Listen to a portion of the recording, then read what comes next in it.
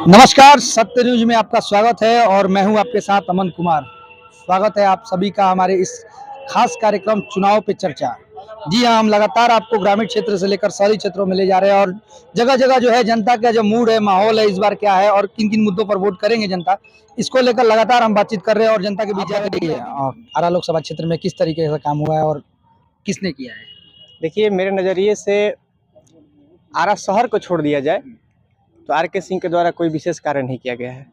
हाँ, आरा शहर में कुछ कार्य उनका दिख रहा है, नो डाउट, लेकिन इसके अलावा मेरे नज़र में गांव देहातों में काम नहीं हुआ उनके द्वारा। देखिए, हम अभी थोड़ी देर पहले एक हमारे मित्र थे, उनसे हमने बातचीत की और साफ तौर पे उन्होंने कहा कि ग्रामीण क्षेत्र में जो है कार्य हुए हैं, लेकिन सवाल यही खड़ा होता है कि ग्रामीण क्षेत्र में जो कार्य है कहीं ना कहीं छूटे हुए हैं और ये साफ तौर पे इसको नकारा नहीं जा सकता है।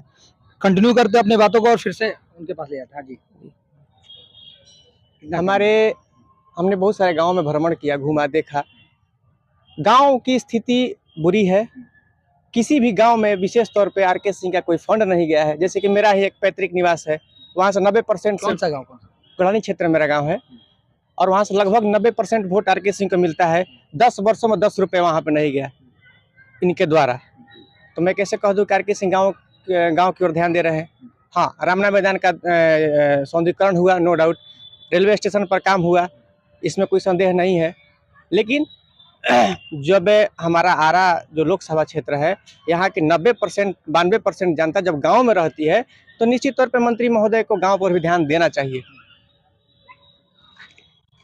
हम एक बार फिर से अपने पुराने साथी को ले आ सकते हैं। जैसा कि आपने सुना कि जिस तरीके से उन्होंने कहा गाँव में योजना नहीं पहुंच पाई। 10 अभी हम उनका सुन रहे थे, उन्होंने 2-3 बातों का जिक्र किया, अच्छा लगा मुझे। और उनका यह कहना कि गांव में काम नहीं हुआ है, हमारे गांव में काम हुआ है, जबकि वहां से कोई लिखित नहीं गया था। आर.के. सिंह जी जब क्षेत्र भ्रमण कर रहे थे, उसी समय ग्रामीणों ने एक आवेदन दिया और उस आवेदन पर उन्होंने त्वरित कार्रवाई करते हुए, एकमात्र ऐसे नेता हैं आर.के. सिंह जो अगर आप आवेदन दे तो तुरंत उस पर एक्शन लेने का काम करते हैं।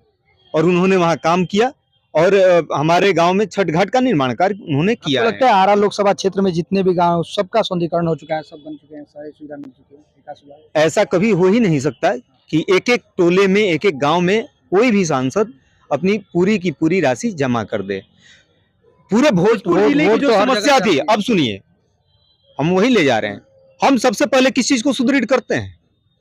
जहां जो सबसे बड़ी समस्या होती है, जहां से सभी लोगों का जुड़ाव होता है, आरा हमारा मुख्यालय है।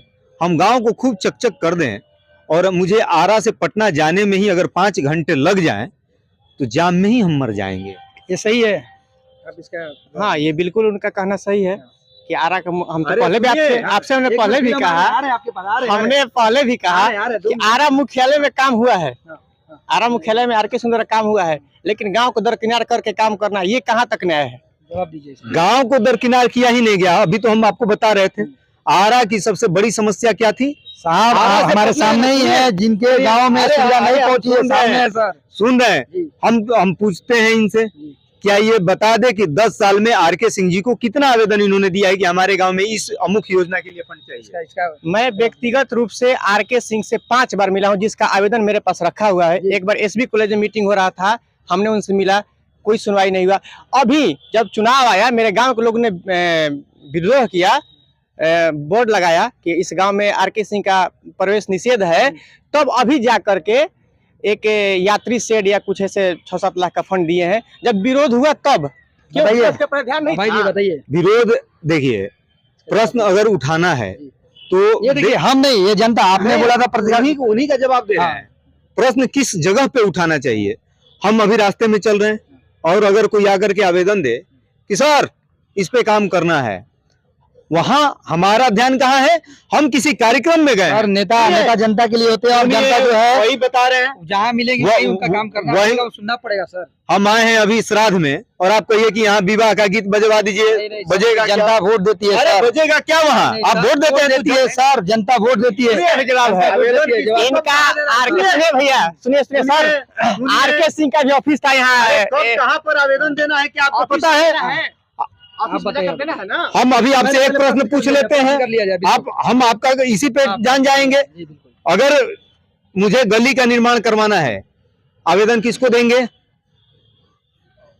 आधे लोगों को यही नहीं पता है कि आवेदन कब और क्यों और कैसे देना चाहिए, आवेदन देने का सही तरीका आप क्या बताइए। होना चाहिए।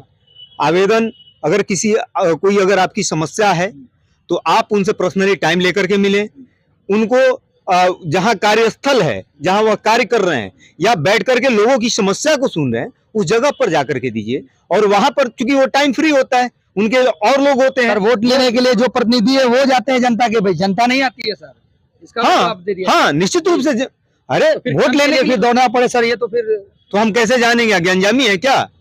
कोई भी नेता अज्ञानजामी नहीं होता कि आपकी समस्या क्या है, आपको समस्या खुद उठानी पड़ेगी। दिक्कत तब आएगी जब नेता आपके आवेदन पर काम नहीं करे। अगर आवेदन लिया और उसको इंडोर्स नहीं किया तब वहां परेशानी है। हमारे साथी ने कहा कि जब विरोध किया गया तब काम कुछ फंड दिए गए। कुछ फंड नहीं, फंड दिया गया। कुछ फंड क्या होता है जी? कुछ फंड का कोई माई बाप है? कोई माई बाप नहीं है। फंड दिया गया। विरोध क्यों किया गया? कि हमारे गांव में कोई फंड नहीं था। उन्होंने क्या किया? तुरंत फंड दिया। उनके नॉलेज में आया कि अरे इस गांव में काम नहीं किए हैं। हम वापस आते हैं। 10 वर्षों से विरोध हो रहा था, 10 वर्षों से उनको कहा जा रहा था, लेकिन उनके ध्यान नहीं थी। जब चुनाव आया तो उनको ध्यान आया, क्योंकि उनको वोट लेना है। साथी का कहना है कि आवेदन लेकर आवेदन की रही बात, आवेदन की तो आरा ब्लॉक के सामने उनका एक पहले कार्यालय चलता था। उस कार्यालय में जा करके हमने उनके पीए को आवेदन दिया उनके समक्ष कि हमारे गांव में किसी तरह कोई विकास राशि नहीं गए। और एक पत्रकार थे यहाँ के बंगवा के, नवीन निश्चल, जिनकी हत्या हो गई थी, उनके यहाँ भी आर.के. सिंह गए थे। बोले थे कि आपकी पत्नी या किसी सदस्य को मैं ये बिजली विभाग में नौकरी दूंगा। उस आवेदन को भी लेकर मैं 4-5 बार इनसे मिला, उसकी भी कोई कार्रवाई नहीं हुई आज तक। आज भी वो परिवार इनका राह ढूंढता है कि आर.के. सिंह हमारे परिवार के किसी एक सदस्य को कहीं रोजगार देंगे और वो परिवार चलेगा। तो उस पत्रकार, जो ईमानदार पत्रकार था, उसकी हत्या हो जाती है। जा करके मीडिया के सामने प्रवचन दे देते हैं और काम करते नहीं हैं। तो कैसे मान लें कि ये बहुत ईमानदार है, बहुत काम करते हैं? कम से कम उस पत्रकार की हत्या, उसके घर में कोई कमाने वाला नहीं है, उसको लेकर के हमने 2-3 बार इनसे मिला था। उनकी पत्नी को लेकर के इनसे मिले थे, उनकी पत्नी से एप्लीकेशन लिखवा करके इनको दिए थे। लेकिन आज लगभग 8 वर्ष उनकी हत्या का हो गया। उनके हत्या के बाद उनके मतलब कोई लाभ ही नहीं मिला आर.के. सिंह के द्वारा। 2 प्रत्याशी इस पर चुनावी मैदान में फिलहाल हैं, आर.के. सिंह और सुदामा पारस। आपकी नजर में बेस्ट कौन है? दोनों खराब हैं। क्यों? अब तो बता ही दिए। लेकिन फिर भी क्यों? अब भैया बताए हैं कि सुदामा प्रसाद क्या है। अब तो ताड़ी में के विधायक हैं, सुनील पांडे के आपकी नजर में दोनों? हमारे नजर में दोनों गलत है। हम दोनों में से किसी को वोट नहीं करने वाले हैं। देखिए, जहां काम को लेकर कहीं ना कहीं जो जनता है वो खुश नजर आ रही है आर.के. सिंह के काम को लेकर, वहीं कहीं ना कहीं जो जनता है वो ग्रामीण क्षेत्र में और नाराजगी थोड़ी बहुत है, क्योंकि उनके जो कार्य है वो अभी तक, जो विकास के कार्य हैं, जो फंड है वो नहीं पहुंच पाए, और कुछ काम ऐसे हैं जो अभी तक छूटे हुए हैं। और कुछ ऐसे प्रत्याशी हैं जिनको कहीं ना कहीं साफ तौर पे जो जनता है वो मूड बना चुकी है कि इस बार वोट नहीं करेंगे, क्योंकि जनता को विकास चाहिए, जनता को काम चाहिए। नेता अपने प्रतिनिधि को इसलिए चुनती है जनता, ताकि वो काम करा सके, अपने जो विकास के जो वायदे हैं जो करके मंच के माध्यम से नेता जो जाते हैं वो पूरे हो सके। लेकिन कहीं ना कहीं जब वो वायदे जो पूरे नहीं होते हैं तो ऐसी नाराजगी जो है जनता के बीच हमेशा देखने को मिलती है। अब देखने वाली बात यह होगी आने वाले चुनाव में किस तरीके से इसका असर होता है और वोट पर इसका असर कितना पड़ता है।